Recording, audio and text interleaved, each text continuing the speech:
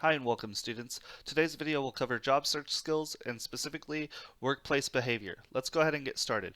So what is workplace behavior? It can basically cover things like attendance, dependability, and reliability in the workplace. So all of those things have an influence on if you're going to keep your job and how well you advance at your job.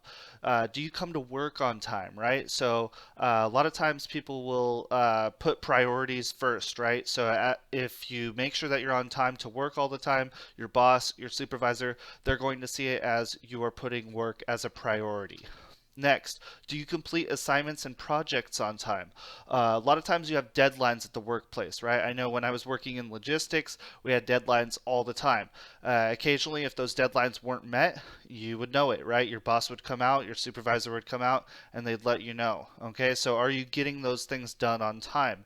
As you complete projects and as you complete assignments on time, your boss and your supervisor, they'll start to give you more of a responsibility or a larger workload at the job, and eventually that leads to more influence in the workplace as well as promotions and even pay increases.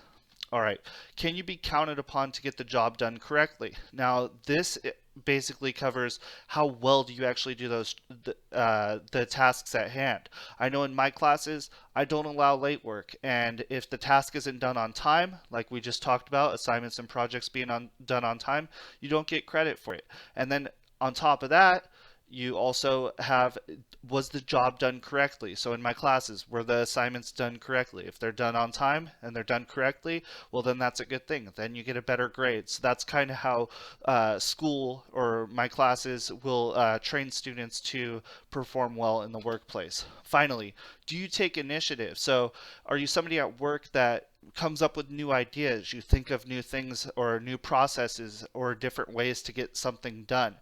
You should always be thinking about those things at work and not just, hey, do step A, B, and C to get to point D, right? Maybe step B wasn't needed to get there. So always try to think of new and innovative ways to get work done. Finally, attitude is very, very important at the workplace. If you're not polite or you have a negative attitude, it could get you laid off or fired, right? So if you're somebody who is not somebody that you want to be around or somebody that anyone else wants to be around, that could actually get you fired. So make sure that when you are at the workplace, you do things with a positive attitude.